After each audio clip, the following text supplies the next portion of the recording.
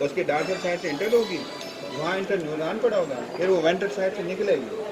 फिर वो नीचे ना आएगी ना कार्डियक वेना के साथ फिर आएगी दोबारा S1 वर्टिब्रा से निकलेगी, दोबारा लंबोसेक्युलर प्लेक्सस बनेगी, फिर ये नीचे ना उसी नर्व से जो जिस नर्व से जा रही थी चलती हुई आएगी और टिबियल नर्व आके इस मसल को सप्लाई करेगी। जब मैंने इसको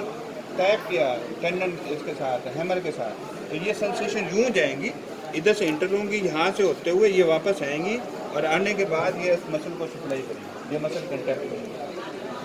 अगर आपने ये रिफ्लेक्स चेक की और रिफ्लेक्स मौजूद है, इसका मतलब है ये पूरा पाथवे यहाँ से लेकर यहाँ तक ये वाला पाथवे पूरा इंटैक्ट है। ठीक है, अगर रिफ्लेक्स नहीं आ रही तो इसका मतलब है या तो ये नर्व्स डैमेज है, या लंबोसेक्युलर प्लेक्सस डैमेज है,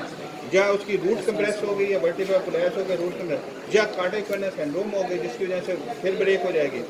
या S1 सेगमेंट का लियन होगा जिसकी वजह से फिर जब वापसी अगर जा रही है तो वापस नहीं आएगी, कोई कार्डियक वेनस का लियन होगा, या S1 रूट का लियन होगा, या लंबोसेक्युलर प्लेक्सस का लियन, या नर्व का लियन होगा, या इटसेल्फ मसल का कोई लियन होगा जिसकी वजह से रिफ्लेक्स नहीं होगा। और ये चीज़ हम ढूंढ रहे हैं। ठीक है, अगर आप रिफ्लेक्स आ जाती है मौजूद है तो इसका मतलब है ये वाला जो पाथवे इंटैक्ट है। अगर रिफ्लेक्स नहीं आ रही तो इसका मतलब इसके पाथवे में कहीं ना कहीं प्रॉब्लम पड़ा हुआ है और उसी प्रॉब्लम को ही हम ढूंढ रहे हैं, उसी के लिए मरीज आया हुआ है। समझ आई बात की ना?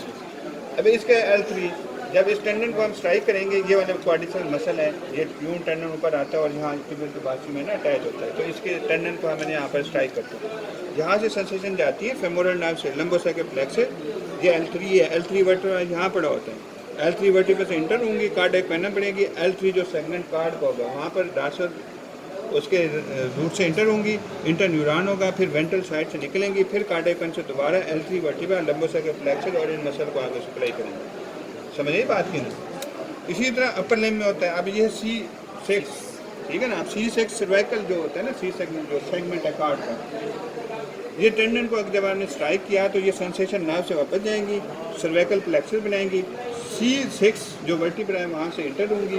कार्ड के अंदर इंटर होंगी, कार्ड में इंटर न्यूरॉन होगा, फिर वेंट्रल रूट से निकलेंगी वर्टिब्रा से, फिर सर्वाइकल प्लेक्सस से, फिर ये नर्व नीचे आएगी और ब्रेकियोजेनिक जो मसल है उसको सप्लाई करेगी। अगर इसकी रिफ्लेक्स मौजूद होगी, ठीक है ना, इसकी रिफ्लेक्स मौजूद होगी तो इसका मतलब है ये नर्व सर्वाइकल प्लेक्सस रूट और जो कार्ड, उसके बाद फिर ये पाथवे और मसल ये इसका इंटैक्ट है। अगर रिफ्लेक्स नहीं आ रही तो इसके दरम्यान में कहीं ना कहीं लियन है। समझ आ गई?